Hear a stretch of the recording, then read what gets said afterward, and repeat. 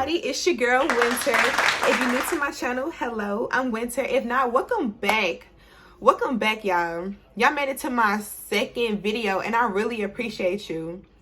And I'm about to tell you this crazy ass fucking job that I was working at. Like, you finna hear a little bit of everything. But before I get into this video, make sure you hit like and subscribe and comment for more.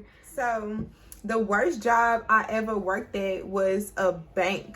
Like, surprisingly enough, I would have never thought that was gonna be my worst job, because when I first started working there, you couldn't tell me shit. Like, I started working there, I was 22, and it was back in 2019, and it was my first like big girl job, my first job where it wasn't retail, it wasn't fast food.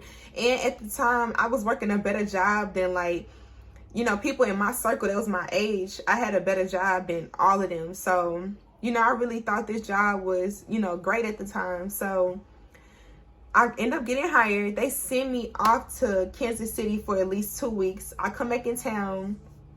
My manager at the time, he like, oh, this store isn't hiring for the position that you got hired on at. And at the time, I'm like, what you mean? Because I had already quit my job that I had before I got hired at the bank. So I'm like, you know, he said that, and immediately I'm like, oh shit, did I really just quit my last job for this damn job, for them to send me all the way to Kansas City, then tell me, oh, we not hiring for that position no more? Like, that's a slap in the face. So he ended up sending me to a location that was in Chesterfield. So I was cool with it, just because I still had a job. Like, I had already quit my last job, so I was fine with it. And I started working there. And to be honest, I should have known when I first got to the location that it was a red flag, because when I first got there, the manager and the assistant manager didn't want to do shit. Like, they didn't want to do nothing. Like, literally nothing. Like, going off to training, they don't teach you everything. So I didn't know everything still, and they didn't want to help with shit. And you would think like, working with people money, I'm talking large accounts. Like in Chesterfield, at that location, people had bank at that location. You would think at that location, your manager, your assistant manager would come and help you if you need help, so that you won't fuck up their account or you won't fuck with their funds, you know? No. It was only one coworker there. He was the only person that would like help me, show me how to do stuff. That's a red flag if the manager and assistant manager don't want to do shit. And I know what y'all gonna say. Every assistant manager and every manager is like that. No, they should not be like that. Like, your job, like, nah, that job ain't what's up if they sit on their ass all day. So that was red flag number one. And I should have known that was going to be more down the line. But it was easy. I like working there, and it was cool. It was real slow pace. Like, I'm used to working in retail and fast food where you got to hurry up. You got to be on it. You got to be on it. And I actually enjoyed a slow paced job. Like, I liked not having to rush and do shit. Like, and it paid me more money than my other job. So it was like the most high paying job I had at the time. It was slow paced. Like, I was feeling it, you know, besides the manager and assistant manager not helping me.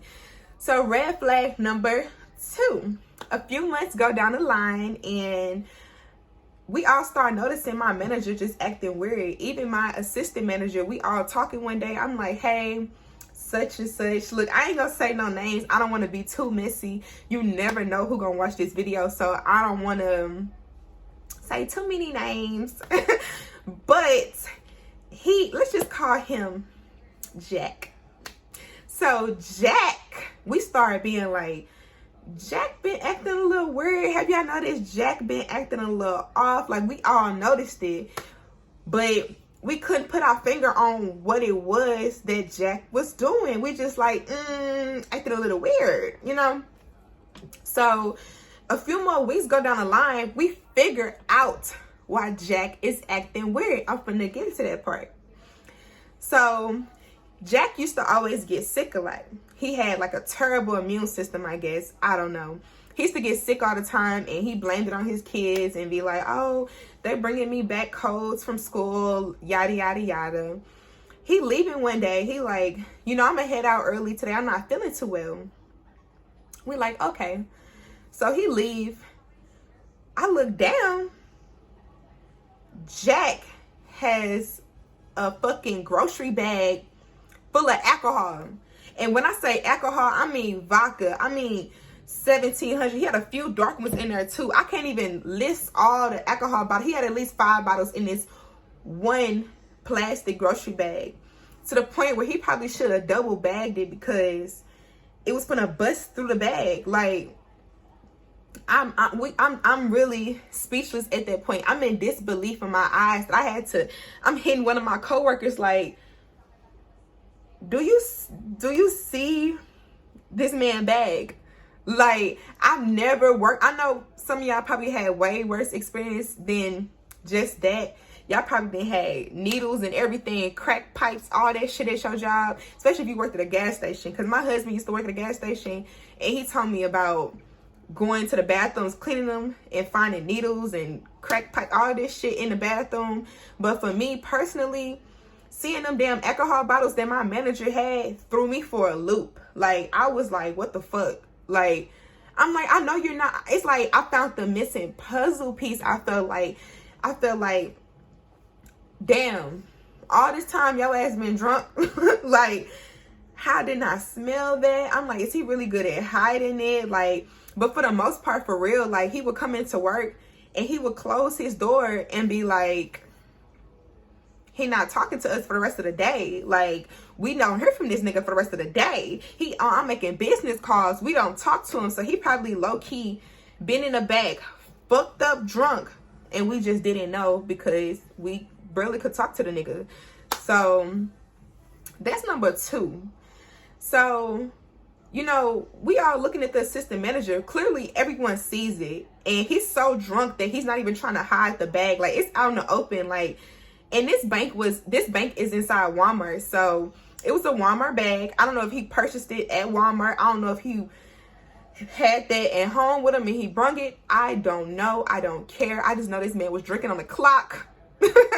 So we all go to my assistant manager. We like, what should we do about this? Like, we all trying to figure out, how should we go about this situation after seeing our manager, somebody's supposed to be the head of the branch, somebody that we're supposed to take order from, keep everything in order, is drunk.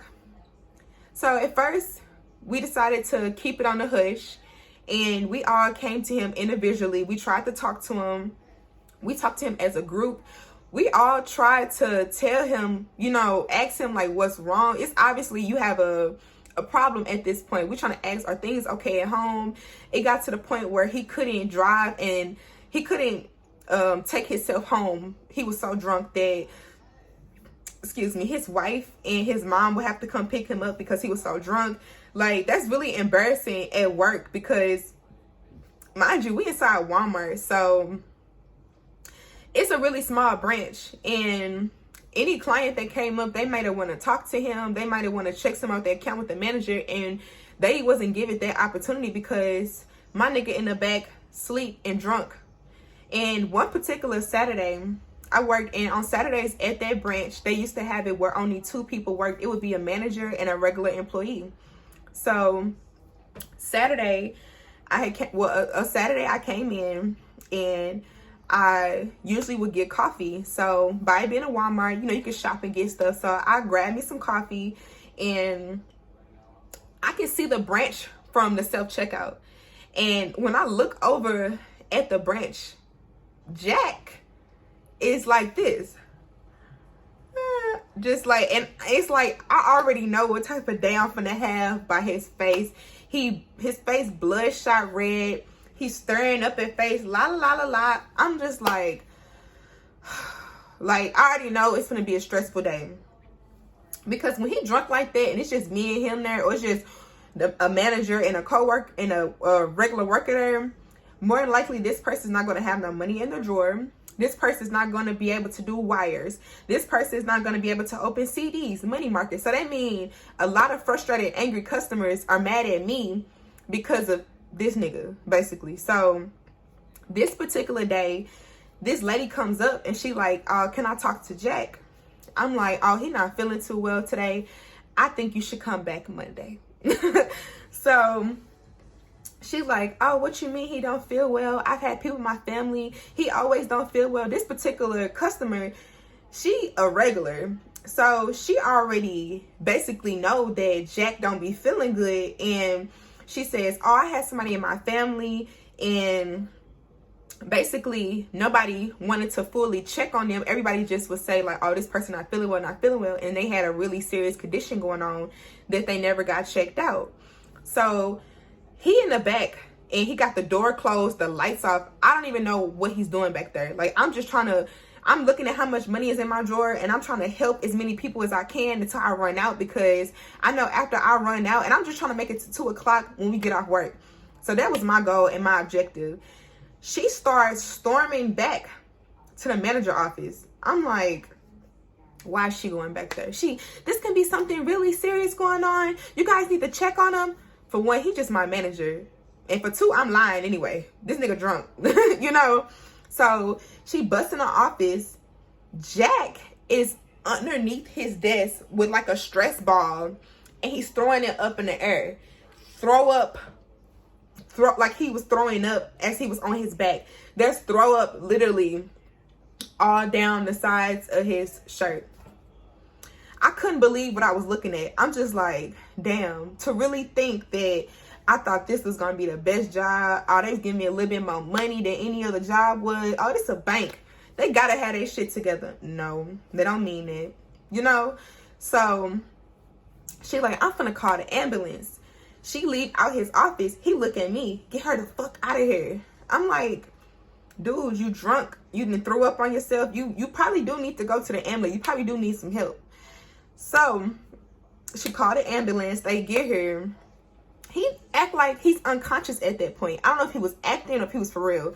They asked him like, oh, what's your name? How old are you? He was answering everything wrong. Mind you, Jack is 36. He told them he was 37. He told them the wrong name. I think that he wasn't that drunk. I think that he just didn't want to tell them, you know, his real information, obviously. But they was asking his ID. He acted like he didn't know where his wallet was. And so they just put him on the gurney and he left. I ended up calling another coworker. She came and finished out the shift with me so that the branch wouldn't have to close down. But that whole situation was just like, what the fuck? Like, at that point, so before the coworker come to help me, I forgot to tell y'all this. The client that was a regular that ended up going back there. So she asked me, she like, was he drunk? Is he having problems at home? Is he really drunk? Of course, I don't want to say nothing. I'm like, I don't know. He told me he don't feel good. He did throw up on himself. Maybe it's from not feeling good. But you know, as I know, if you get too drunk and you haven't ate nothing or you've been eating too much shit, you will throw the fuck up. So I'm just like, you know, I'm playing it cool. Like, I don't know, whatever. So the coworker come and finish the shift with me. And a few months down the line, he ended up getting fired. He was coming to work. His pants would be unzipped. He'll come out, be talking to clients with his pants unzipped. He just kept throwing up on himself to the point where it just, obviously, it was just time for him to go. He ended up getting fired. He left, and I ended up getting a new manager. So they hired this lady. She came from a different location, and she was the assistant manager at the location that I had originally started off at. So, you know, we all thought that that was the end of our problems, the end of our worries. We all thought that us getting this new manager was going to be something that our location needed, like after dealing with Jack. So she get there, everything cool. This is red flag number 3, but with a different manager. So she get there, everything cool. And I'm noticing that she's a little messy. That's a red. If you have a manager that is messy and not trying to keep y'all together as one as a whole, they are a no. Because if you're a manager or if you're an assistant manager, you was hired because they thought that you would be able to establish some type of teamwork that we all accomplishing goals together, not separating us and pushing us apart. And that's exactly what she did. So she would talk about this person, and next time I saw her, she would be buddy with this person. And to me, that's a fake person, and that's somebody that should not be the manager. And it actually gets worse than that. But that's all the time I have today. Like for part 2, comment down if you want to see what happened with this second manager, because it's actually way worse than the first manager.